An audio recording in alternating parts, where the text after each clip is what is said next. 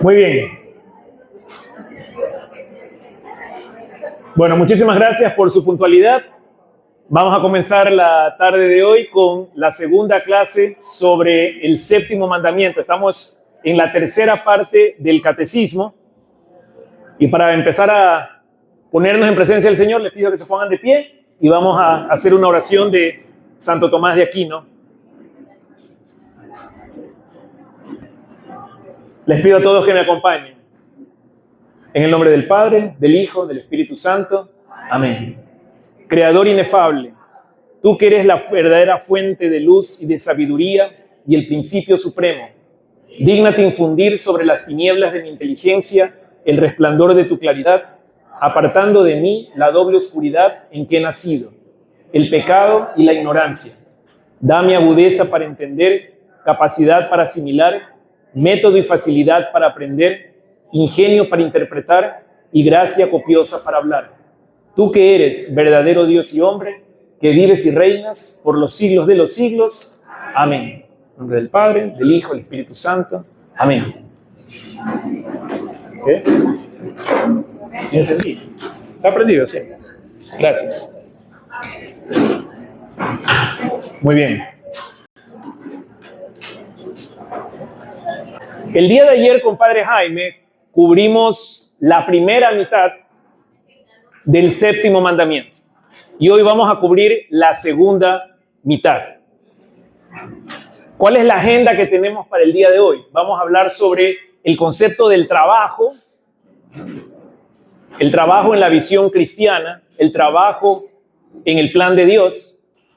Vamos a hablar del sector público y el sector privado y lo vamos a hacer a través de un debate para determinar, porque ayer ustedes estudiaron la doctrina social de la iglesia, ¿verdad? Entonces vimos un poco algunos conceptos de cómo la iglesia, la fe, ve las interacciones sociales entre el Estado, la empresa privada, los trabajadores, la sociedad en general. Entonces vamos hoy día a debatir un poco al respecto de esto.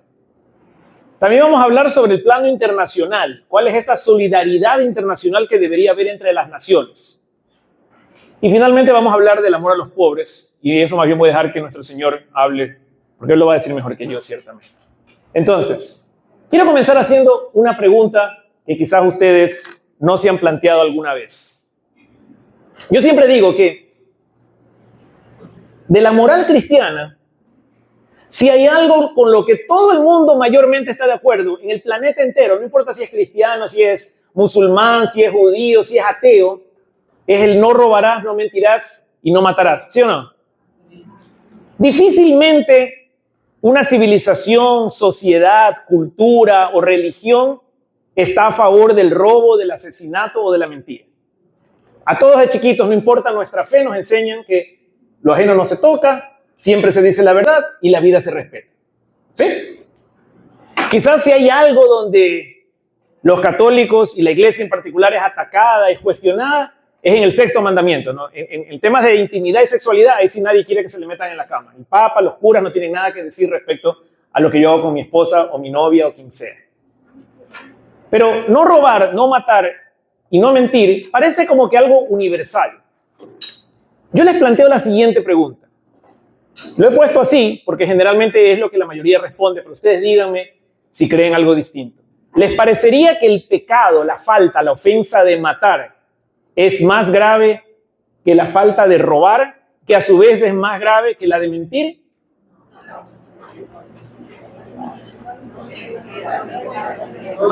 Levante la mano el que está de acuerdo con ese orden. 1, 2, 3, 4, 5. Tenemos aquí en el YouTube la cámara, pero no puede ver el público, pero el público está levantando 6, 7. 7 personas consideran que matar es más grave que robar y que robar es más grave que mentir. Los que no están de acuerdo, los que no levantaron la mano, levanten la mano los que piensan que más bien robar es peor que matar. Nadie tampoco. Entonces supongo que el resto piensa que mentir es peor que matar. No entiendo. Nadie. ¿Ah? Despacito que no entiendo. Los tres son iguales. Los tres son iguales. ¿Ok? Voy a preguntar entonces para ver si todos estamos de acuerdo. ¿La mayoría piensa que las tres ofensas, las tres faltas son igual de graves? No, tampoco. No, mira, levantaron 2, 4, 6, 7. No hay un... Y yo no sé si alguna vez se han puesto a reflexionar sobre esto, ¿verdad? Todos sabemos que está mal mentir, que está mal matar y que está mal robar. Pero ¿hay algo que es más grave que otra cosa o no? Matar sí. ¿Y por qué no levantó la mano cuando le dije que? ¿Ah? Claro.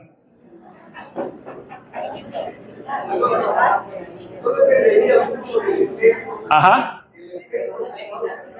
El efecto que causa. Muy bien. Cuando vieron la primera parte, la primera sección de la tercera parte del catecismo, que habla de la moral, habla del pecado, habla de las ofensas, de hecho, define la distinción entre pecado mortal y pecado venial. El pecado mortal justamente habla de la gravedad del pecado, ¿verdad?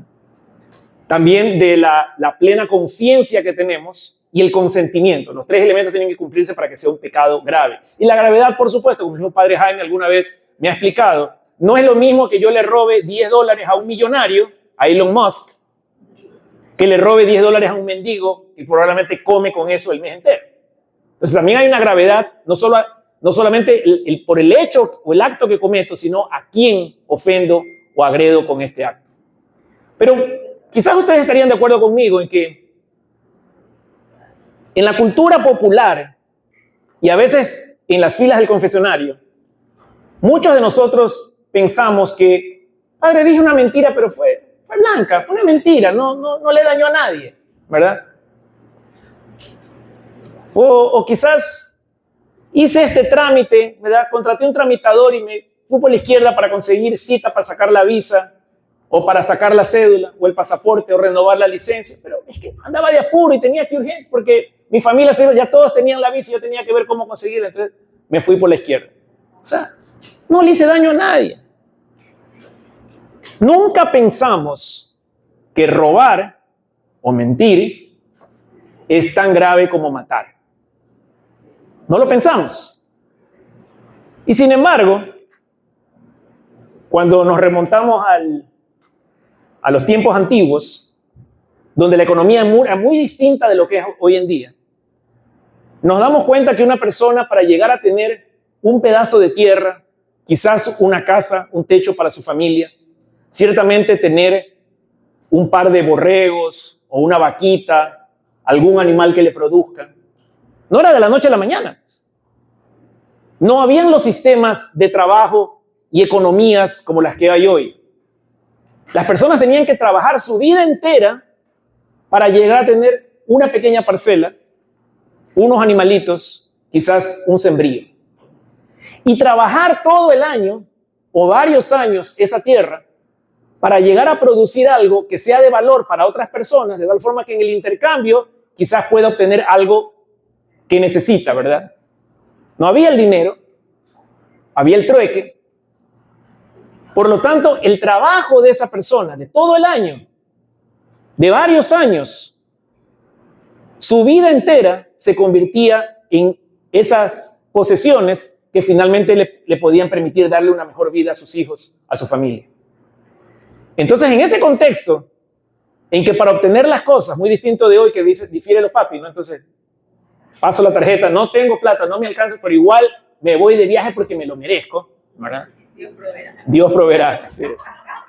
Ya usted sabe. En el mundo actual, ¿cómo conseguimos el dinero? ¿Cómo nos financiamos? La accesibilidad de los bienes materiales se ha vuelto tan fácil que a veces perdemos de vista lo que cuesta conseguir las cosas. Y estoy seguro que todos nosotros hemos tratado de inculcar a nuestros hijos el valor del dinero, cómo hay que cuidar las cosas, porque esto no salió del cielo, la plata no aparece en los árboles, no le dicen los hijos, ¿verdad? Pero en el mundo antiguo literalmente era así. Entonces, cuando venía alguien y se le robaba las vaquitas al señor, se le cogía el sembrío, lo expulsaba de su tierra y se le quedaba con sus plantaciones, no le estaba robando solo bienes materiales, le estaba robando su vida. Era equivalente a matarlo. Y debería seguir siéndolo. ¿O acaso cuando me asaltan en el semáforo y se me llevan el celular, Esos 500, 600 dólares me aparecieron por arte de magia en el bolsillo y otra vez repongo el celular, ¿no? Quizás tengo la posibilidad hoy día de tarjetearlo y lo pago a 24 meses con intereses, pero que me cuesta. Es mi trabajo. Y no se diga de mentir. Hoy en día la reputación, el prestigio, el buen nombre está muy venido a menos. Y tenemos un sistema de justicia que, mal o bien, nos puede defender a través de un proceso de una demanda de contrainjuria, calumnias, si que alguien dice algo que no es correcto sobre mí, ¿no? Lo que se llama en la Biblia levantar falso testimonio. Pero en el antiguo mundo y hasta la época de Jesús, decir algo que no es verdad, de hecho era condenable con la muerte en el Imperio Romano. Y quiero que se acuerden de esto la próxima vez que algún hermano separado o algún incrédulo les diga, no, pero es que la Biblia es todo escrito por los curas ahí para corroborar, es todo ¿verdad? Un artificio ahí para generar seguidores. En el siglo I, escribir el testimonio, la biografía de un hombre como Jesús, que no refleje la verdad, habiendo tantos testigos oculares que pudieron decir, oye, yo estuve ahí. Ese man no multiplicó 5,000 panes ni 5,000 pesos, nada que ver. Repartió ahí 2 canastas que tenía. Y fácilmente lo podrían coger a alguien en la mentira. A Mateo, a Marcos, a Lucas, a Juan. Y a verlos en ese mismo momento condenados a la cárcel y a la muerte por mentir. Hoy se nos hace muy fácil porque uno publica en redes cualquier cosa, con la IA pueden poner mi cara diciendo que Dios es mujer y sale la cara de Pablo ahí diciendo eso. La diferencia entre verdad y mentira hoy está en un área gris. El nombre, la reputación de una persona a veces no vale mucho. En esa época lo valía todo. Entonces, que atenten contra ti, calumniándote, mintiendo, levantando falso testimonio, era como matarte. Entonces, quiero que tengamos eso en mente durante la sesión de hoy, porque efectivamente, matar, mentir o robar son o pueden ser tan graves una como otra, en tanto en cuanto roban el prestigio, el trabajo que ha costado levantar un nombre, un patrimonio para una persona. Y tengamos eso en mente durante la hora que vamos a trabajar ahora. Ahora, a mí siempre me gusta, como les decía, comenzar la sesión con una prueba de lectura, una prueba a ver cómo les ha ido. El padre Jaime quiere que midamos cómo estamos hoy. Así que vamos a utilizar unas cartillas. No creo que tengo para todos, pero vamos a hacer el mejor intento. Aquí se pueden repartir algunas. Puedo pasar por acá. Traten una para cada uno y si no, comparten ahí. Una para... Sí, exactamente. Ahí las que puedan.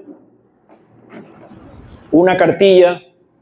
No tengo la... Más bien es una bendición que tengamos tantos catequistas. Vamos a hacer una inversión el próximo año en tener más tarjetas. Les voy a explicar cómo funciona. Dígame. Yo lo creo, pero como dice, la educación es definitiva, porque el matar no le devuelve a nadie porque lo ha matado.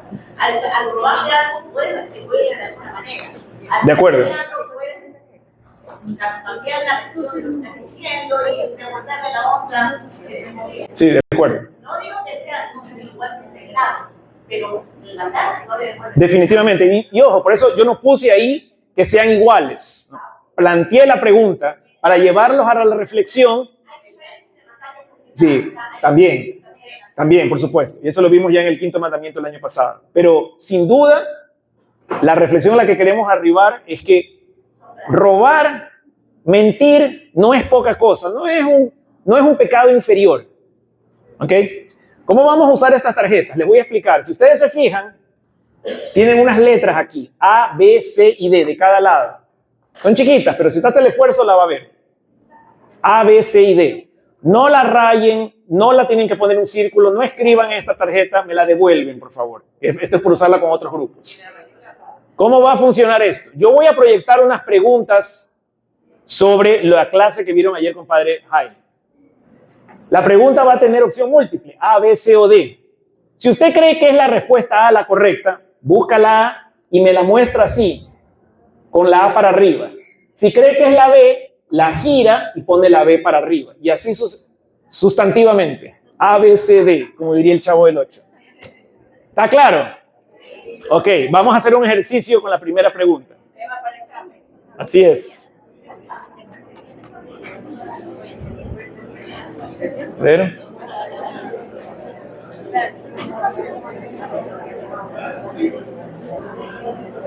Ahí estamos. Ok, esta es la primera pregunta. Vamos a usarla de prueba.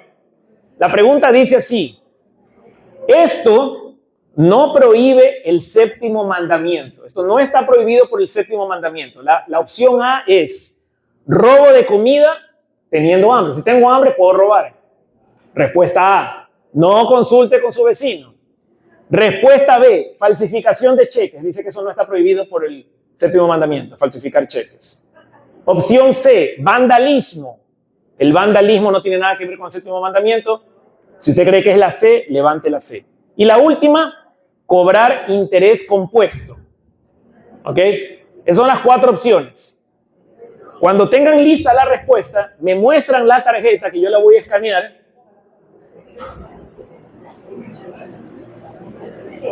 ¿Están listos? Levante la tarjeta, trate de no tapar el código QR con su dedo. Yo ya estoy aquí marcando, ¿ok?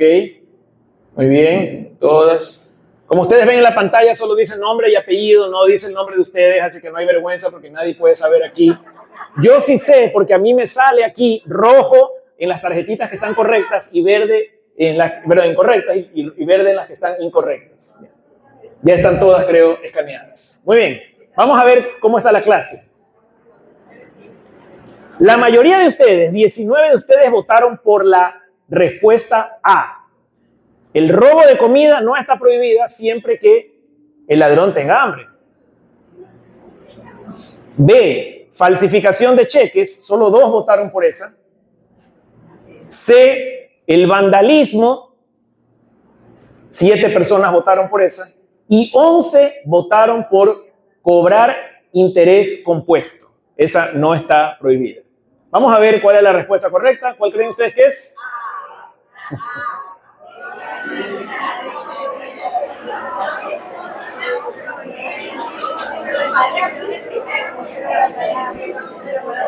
El padre puso un ejemplo. ¿Ah? ¿Qué cosa? Las 2 también eran. Por eso, las 2 sí es, pues. Las demás sí son. Sí están prohibidas. Puede haber atenuantes, que es distinto. Puede haber atenuantes, claro.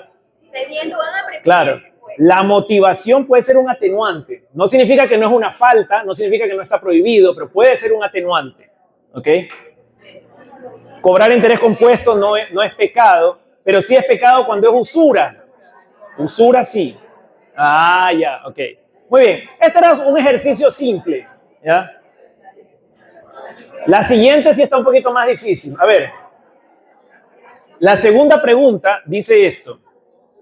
Las virtudes que el séptimo mandamiento nos llama a practicar respecto de los bienes son. ¿Cuáles son esas virtudes? Justicia, caridad, respeto a la propiedad privada del Estado.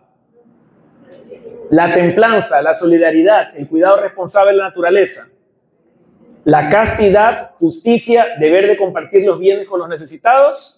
O la justicia, la caridad, la templanza y la solidaridad. Están parecidas, pero no son iguales. Así que, sin revisar el compendio o el catecismo o las notas de clase. Vieron la clase ayer, o sea, han pasado 24 horas de que leyeron eso. A, B, C o D. Voy a pasar escaneando, levante su tarjeta. ¿Ok? Si quiere saber si su tarjeta fue escaneada, puede ver que tiene un número y ese número debería aparecer ya pintado en la pantalla. Si no aparece, quizás lo de la última fila, voy a caminar para allá, quizás no está escaneándolos, pero vamos a hacer el intento. Voy llegando para allá. Ajá, ok. Jorge, no, casi no llego. Ya, ok. Muy bien. Ya estamos casi todos. Entonces, 13 personas dijeron que es la A, justicia, caridad y el respeto a la propiedad privada del Estado. Supongo que todos son funcionarios públicos. Yo tengo un amigo que trabaja en inmobiliario, quizás está por aquí, no lo vi. 13 amigos tiene. 13 amigos. Otro Ministerio de Salud, Finanzas en el SRI, Superintendencia de Compañías. Ok, 5 votaron por la B, 4 votaron por la C y la gran mayoría, ahorita es como que hay un consenso, 25 personas votaron por la respuesta D, que era la correcta. Muy bien. En la tercera, en la C había trampa, pues no, castidad no tiene nada que ver con el séptimo mandamiento, ¿no? Sino con el sexto. Y el cuidado responsable de la naturaleza tiene que ver con el primer mandamiento. Muy bien. Vamos con la tercera pregunta. Tercera pregunta.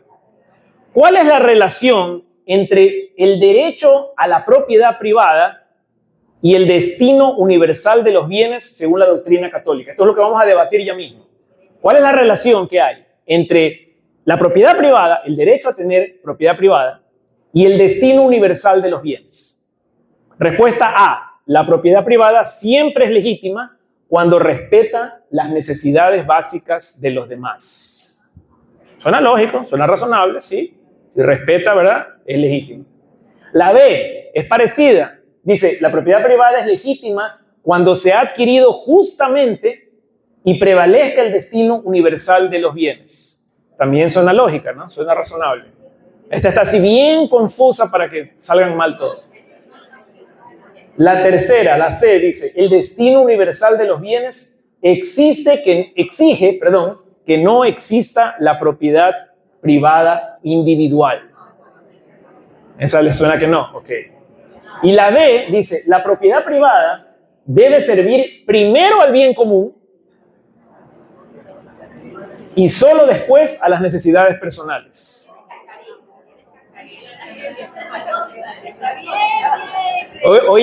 Hoy vamos a activar el músculo cerebral. A ver. Muy bien. Polémica la clase de hoy. Ajá, exacto. Muy bien. Así es, muy bien. Eso, allá atrás. Ok, muy bien. Y la respuesta más votada fue la B. La propiedad privada es legítima cuando se ha adquirido justamente, que esa es la distinción con la A, ¿no? Y prevalezca el destino universal de los bienes. Es correcto. ¿Ah? De una vez. Esa es la nota. ¿Se podría? Vamos a la última pregunta, ¿ya? Para ahora sí empezar con la clase. La última pregunta. Esta de aquí es de vocabulario. Es como que regresáramos a primaria. Hay un principio del cual habla el catecismo en el que una estructura social de orden superior no debe intervenir, pero sí debe sostener a una estructura social de orden inferior. ¿Cómo se llama ese principio? Lo vieron ayer, la doctrina social de la Iglesia se centra en este principio de sustentabilidad, de sostenibilidad, de subsidiariedad o de subculturalidad. Respuesta A, B, C o D. ¿Están todos listos? Voy a escanear. Me voy primero para atrás, que ya están todos con la tarjeta levantada. Vamos a escanear las tarjetas aquí para que no se queden fuera del juego. Muy bien. Ok. Y voy escaneando las tarjetas acá. Ok, muy bien. Voy avanzando, levante la tarjeta para que pueda escanearla. Está tapándola con su dedo, para eso, que solo se ve el perfecto. Muchas gracias. Voy avanzando. Está tapando con el dedo ya, ahora sí, listo. Muy bien. Prueba de vocabulario. Están divididas las respuestas, miren. Claro. Me puse a preguntar a la inteligencia artificial, dame palabras que comiencen con S, que se parezcan. Comiencen con S y terminen con DAT. Entonces, 12 de ustedes dijeron que era sustentabilidad. 20 dijeron que era sostenibilidad. 17 dijeron que era subsidiariedad. Y nadie votó por la subculturalidad. Espérense, voy a cambiar la pregunta para que sea esa. O no, está mal, perdón, esa no es. No sé por qué. No es subsidiariedad. Hay un error, perdón. Es la C. No sé por qué marcó la A, pero es la C. Muy bien. Subsidiariedad. Muy bien.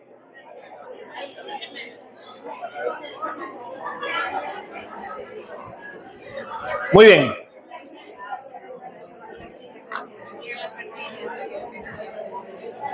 Muy bien, seguimos entonces. Estas clases que están recibiendo requiere de mucha lectura, de mucho estudio.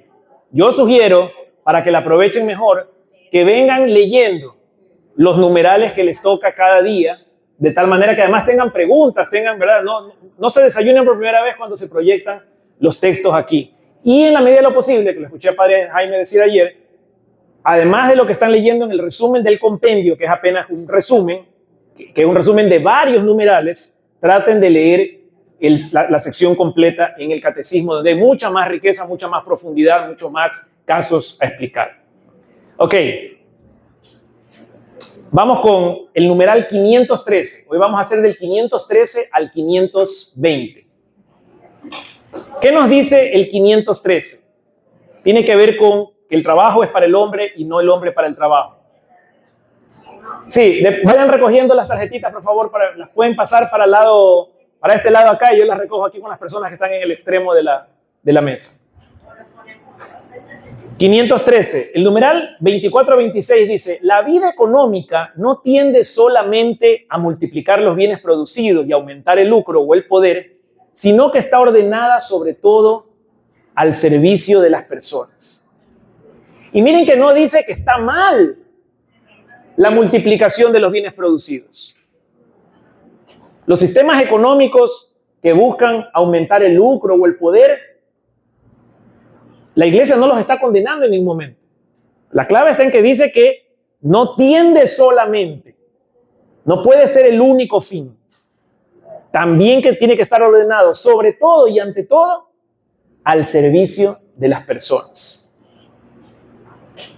Y no solo las personas dueñas de esas empresas o que administran o controlan esas economías, sino el conglomerado, la sociedad. Entonces, hace esa distinción importante y es clave que veamos que, como también en otras secciones del catecismo, la iglesia en ningún momento toma partido respecto de un modelo de administración, de gobierno o de economía u otro. Sí es muy clara contra el comunismo y el socialismo, como ya lo vieron ayer. Pero la iglesia no es de derecha, no es de izquierda, no es de, ¿verdad? No hay una tendencia en lo socioeconómico, político, hacia lo que nosotros los seres humanos en nuestras actividades sociales y políticas tendemos. Entonces, multiplicar bienes, propender al lucro, al poder, en sí mismo no está mal, en tanto en cuanto principalmente tienda al servicio de todas las personas. Numeral 2426.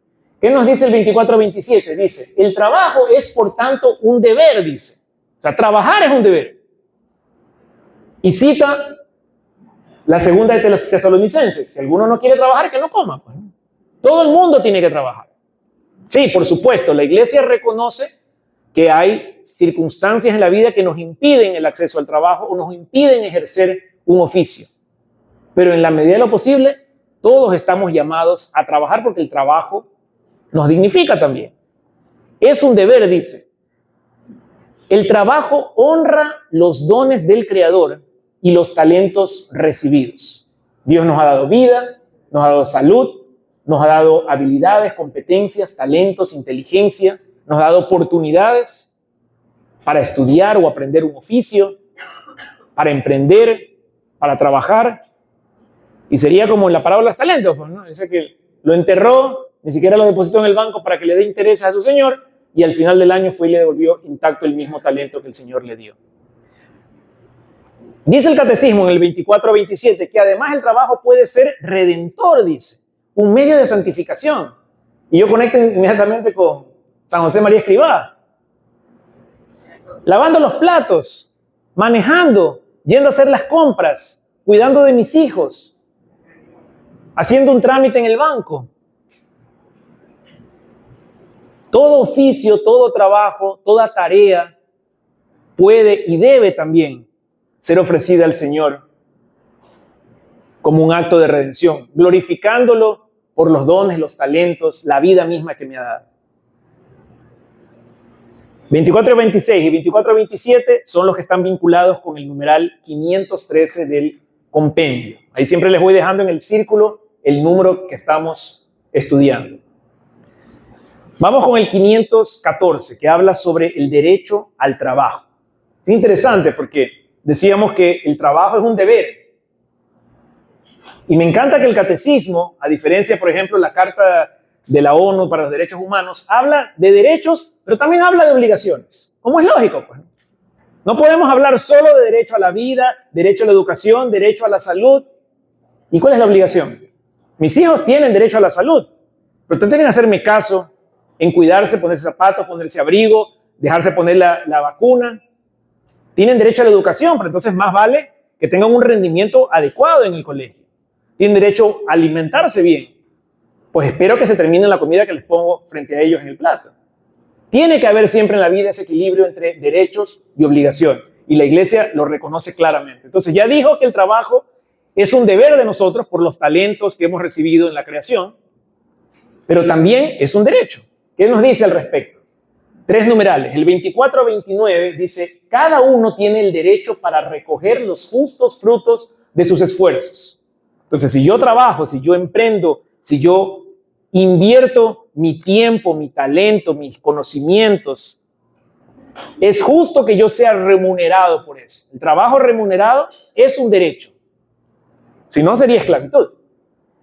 24-33 dice, la sociedad debe ayudar a los ciudadanos a procurarse un trabajo. Miren que no dice garantizar, ¿no? La sociedad no puede garantizarle trabajo a todo el mundo, pero sí debe hacer esfuerzos como sociedad para procurar que los individuos tengan acceso al trabajo. Como sociedad también estamos obligados a generar empleo, que podemos hacerlo desde un emprendimiento como también a través de las posiciones que tenemos en relación de dependencia, buscando la prosperidad de la empresa para la que trabajamos de tal manera que esa expansión genere empleo para otros, directa o indirectamente. Numeral 24-34 dice, para determinar la justa remuneración se han de tener en cuenta a la vez las necesidades y las contribuciones de cada uno. Hay un balance también ahí. Ya en el primero había dicho que uno es justo, es mi derecho, que aquel tiempo, talento, conocimientos, experiencia que yo invierto en un trabajo me sea remunerado. Y eso está claro. Entonces, eso va de la mano con que mi contribución a ese trabajo está vinculado a una justa remuneración. Pero también habla de necesidades. También el empleador, público o privado, tiene que reconocer que ese ingreso, ese salario, tiene que estar de acuerdo a las necesidades del trabajador. Verdaderas necesidades, por supuesto, ¿no? No superfluas, no lujos, pero ciertamente tiene que haber una coherencia entre las necesidades y contribuciones de ese trabajador y la remuneración que su empleador le ofrece. Ahí estamos en el numeral 514. Y vamos a pasar al 515, donde justamente quiero hacer este pequeño debate. Nos vamos a tomar unos 10-15 minutos para debatir cuál es el bien mayor en la sociedad que vivimos hoy, o la ideología que cada uno quiera plantearse. Justicia social, ¿verdad? La universalidad de los bienes, o la libertad individual para acceder a trabajo, para emprender, para invertir, para arriesgar. Vamos a hablar de eso en un pequeño debate que vamos a hacer esta tarde. Déjenme ver cómo nos vamos a organizar. Somos bastantes. A ver, ¿qué diría yo? Tengo para hacer 4 grupos, ¿ok? Digamos que toda esta primera mesa vamos a hacer grupo A. No, solo tengo 4, gracias. Vamos a hacerlo lo más fácil posible. Yo diría que este grupo traten de reunirse aquí uno enfrente de otro para que puedan leer y debatir lo que es el grupo A. Esa segunda mesa va a ser el grupo B, ¿ok? Y estas mesas van a hacer esta pregunta complementaria. Es bastante público para hacer debates, pero vamos a tratar de hacerlo lo más interactivo posible. A ver, entonces, ¿qué sugiero? Los que están ahí, traten algunos ponerse adelante para que puedan verse y conversen sobre ese taller que les he dejado. Lo mismo las otras 4 mesas. Exacto, sí, quizás pasen unas sillas para este lado para que puedan conversar ustedes. Con este grupo lo que van a hacer es que me van a ayudar. Vamos al final, después de los 10 minutos que ellos conversen, vamos a hacerlos debatir y ustedes van a votar. Ustedes van a tener la última palabra sobre quién ha defendido mejor su argumento. ¿Les parece? ¿Ok?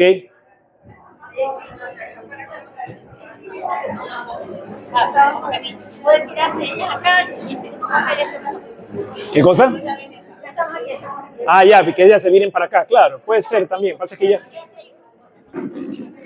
Puede ser. Ya, eso sí. Miren, porque esta hoja es la misma que de ellos. Entonces pueden todos conversar de lo mismo. Este grupo, sí, eso.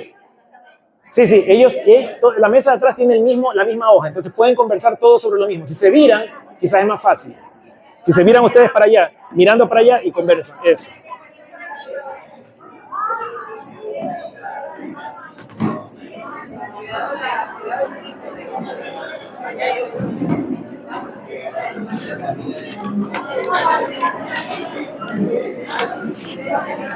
Lo que estamos tratando ahora es de buscar un contraste, un debate entre la libertad individual, la libertad que tengo yo para emprender, para invertir mi dinero, quizás hacerlo crecer en una empresa o quizás algún tipo de negocio privado y el riesgo que eso conlleva versus el derecho que tienen las personas al trabajo. Entonces vamos a debatir justamente sobre estos casos hipotéticos donde quizás un grupo se inclina más por la justicia social y diga, no, mira, lo importante es que todo el mundo tenga trabajo y que todo el mundo tenga un salario mínimo. No importa a costa de qué, sobre todo a costa del lucro, las utilidades que pueda ganar un empresario. Y el otro grupo, en cambio, se va a dedicar a pensar o a reflexionar y defender la postura de que quien invierte, quien arriesga, quien pone el capital para poner un negocio, pues entonces tiene derecho también a su utilidad, que ya lo vimos que el catecismo ciertamente defiende ese punto. Pero lo que vamos a hacer es confrontar esas dos realidades y encontrar si quizás el catecismo nos está llevando más hacia la justicia social o más hacia la libertad individual. Así que vamos a ver el resultado en unos minutos, a ver cómo sale este debate. Quería molestarte.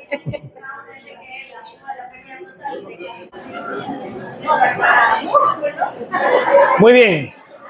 Entonces, nos hemos tomado unos minutos para analizar este caso hipotético. El grupo A ha tomado la postura de defender la justicia social, el bien común. El grupo B tiene la tarea de defender la libertad individual, la libertad de emprendimiento, de empresa, ¿verdad?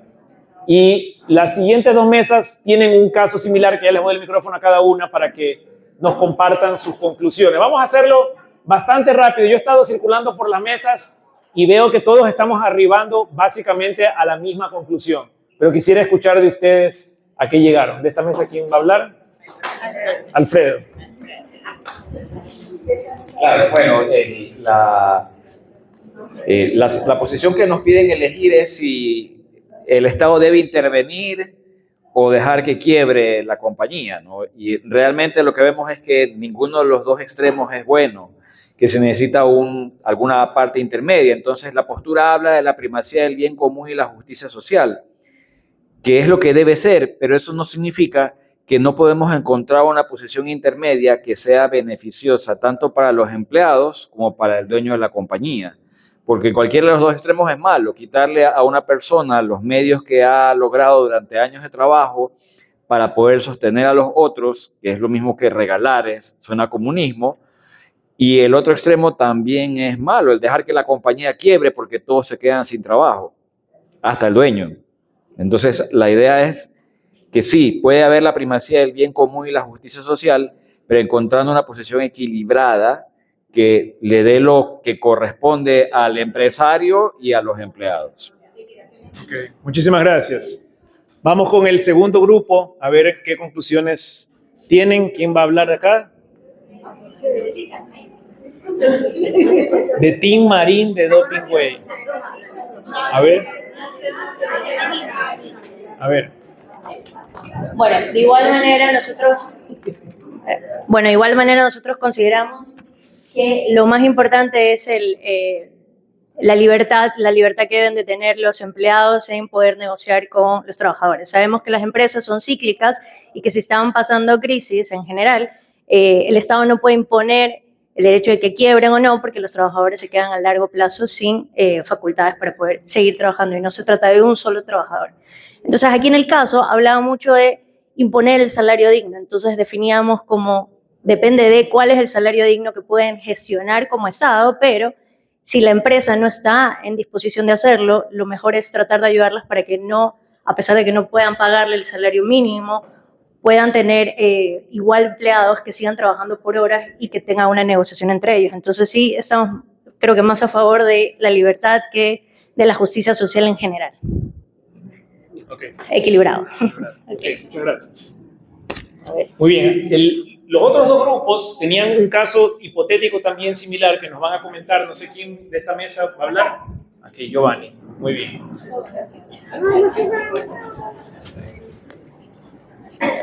Ya.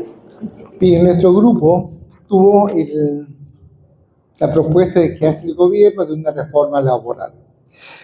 La reforma produce un cambio bastante drástico, un aumento del 40%, y obviamente los empresarios protestan y, en fin, viene el problema, el planteamiento. Acá llegamos a la conclusión de que hay que buscar un equilibrio, porque buscar un equilibrio en que se mantenga la empresa, no para beneficio de la empresa, sino que garantice un trabajo a largo plazo.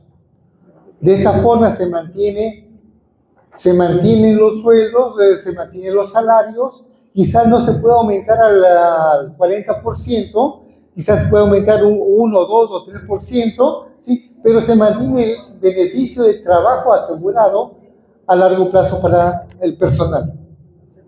Nuestra conclusión sería la opción C, buscar un equilibrio.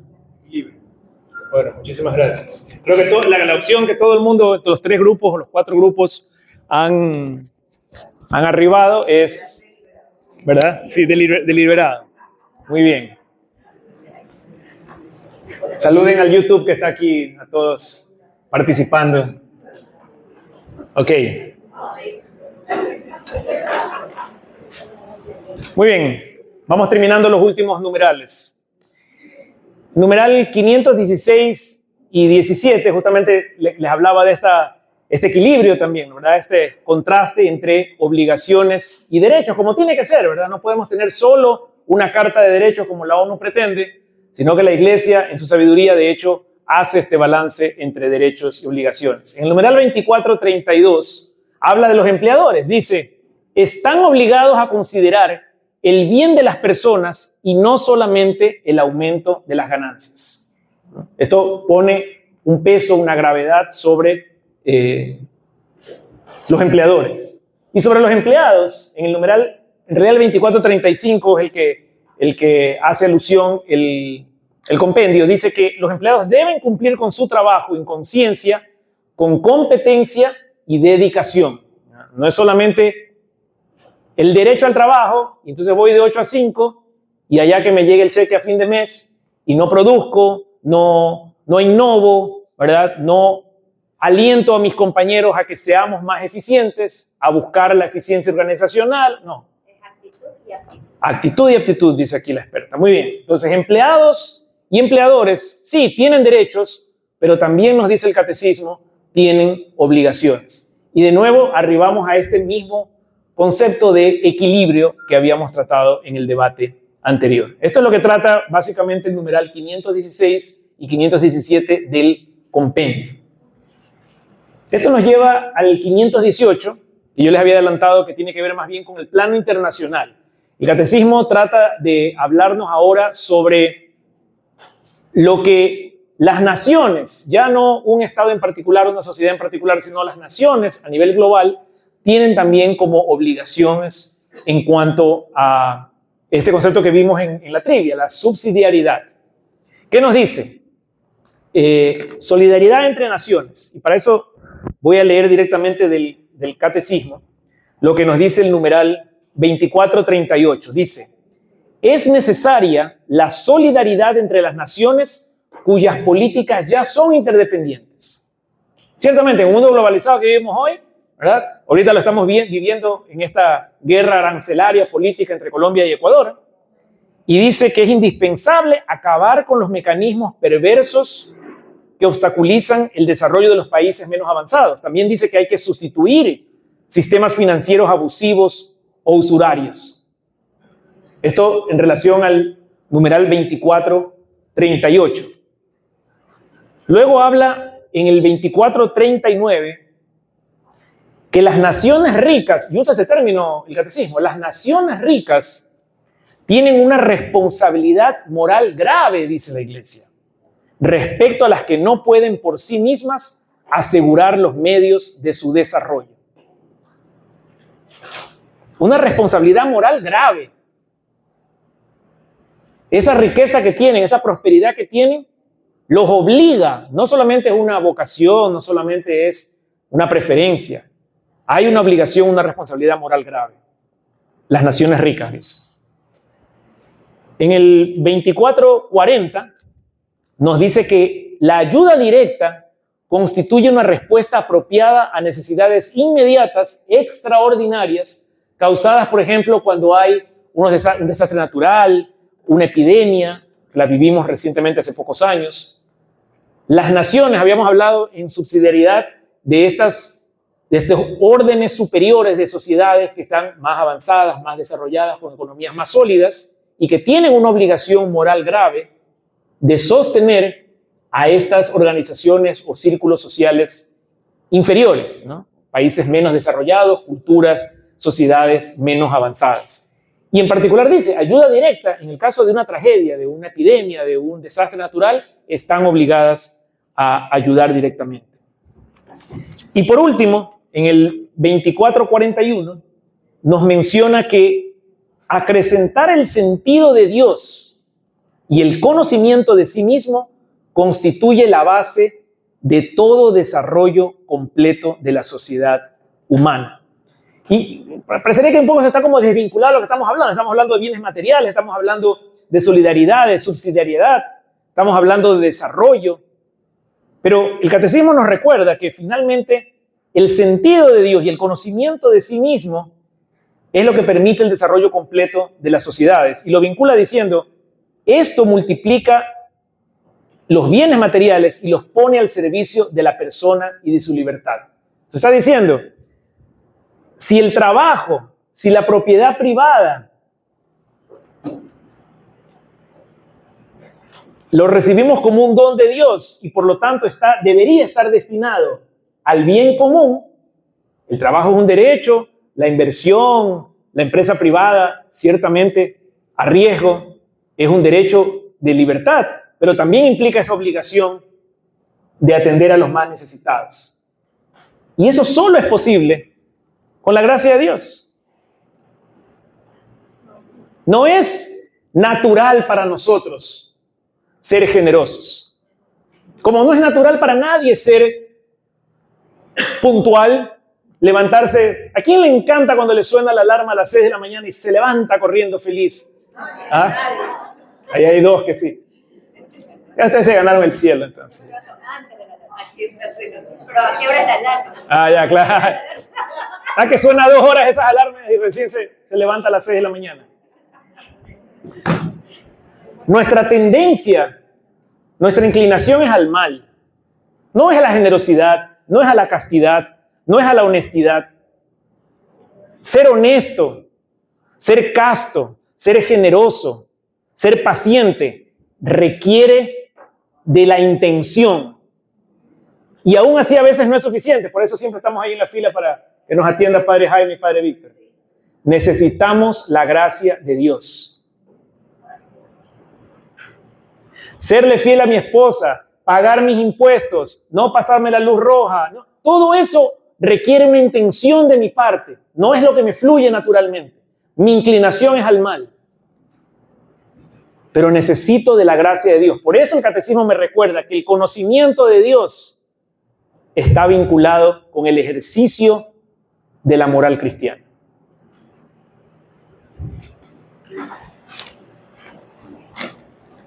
Y ya para terminar, 2 puntos. El del 519, que por ahí alguien lo mencionó, nuestro rol como laicos. Esta es una precisión importante porque como la iglesia en este capítulo se mete mucho en temas de economía, de empleo, de derecho al trabajo, de salario, alguien podría decir, oye, separación Estado-Iglesia, ¿no? Ustedes no se metan en estas cosas que no tienen nada que ver con ustedes. Bueno, la iglesia lo aclara y dice que no corresponde a los pastores de la iglesia intervenir directamente en la actividad política y en la organización de la vida social. No es el clero, como parte de la iglesia, el que debe intervenir. Más bien nos corresponde a nosotros, nosotros que estamos sentados aquí, animar con su compromiso cristiano las realidades y en ellas procurar ser testigos y operadores de paz y justicia. Numeral 2442. Es una aclaración importante. La iglesia acaba de usar todo un capítulo para meterse en temas que han sido polémicos, que generan controversia, que pueden mezclarse con ideologías políticas, dogmas económicos, manejos administrativos en los diferentes estados. Alguien podría decir, esto no le corresponde a la iglesia. Y la iglesia, con su sabiduría, nos dice, sí, es verdad, en parte no le corresponde a la jerarquía de la iglesia, al clero. Pero ustedes saben cuántos católicos somos en el mundo, según los últimos números de la agencia Fides del Vaticano. 2.4 billones de católicos. ¿Cuántos de esos son sacerdotes? 500.000, medio millón. Somos 2.400 millones de laicos, digamos, de católicos, de los cuales medio millón son sacerdotes y otro medio millón más o menos religiosos. La gran mayoría somos nosotros, los laicos, que estamos llamados a animar con nuestro compromiso cristiano las realidades y en ellas procurar ser testigos y operadores de paz y justicia. Esa paz y esa justicia a la que la iglesia nos manda a encontrar equilibrio entre la libertad individual y la justicia social, principalmente somos nosotros los que estamos sentados en este salón, los que estamos llamados a hacerla efectiva en el mundo en que vivimos. Y quiero terminar porque la sección 520 tiene que ver con el amor a los pobres. Y yo no sabría qué decir, así que voy a dejar que nuestro Señor diga las cosas como Él las sabe decir mejor. Benditos de mi Padre, heredad del reino preparado para vosotros desde la fundación del mundo. Porque tuve hambre y me disteis de comer. Tuve sed y me disteis de beber. Fui forastero y me recogisteis. Desnudo y me cubristeis. Enfermo y me visitasteis. Estuve en la cárcel y vinisteis a mí. Entonces los justos le responderán diciendo: Señor, ¿cuándo te vimos hambriento y te sustentamos? ¿O sediento y te dimos de beber? ¿Cuándo te vimos forastero y te recogimos? ¿O desnudo y te cubrimos? ¿O cuándo te vimos enfermo o en la cárcel y fuimos a verte? Y respondiendo, el rey dirá: de cierto os digo que en cuanto lo hicisteis a uno de estos, mis hermanos más pequeños, a mí lo hicisteis. Palabra de Dios. Muy bien. Creo que no tengo más.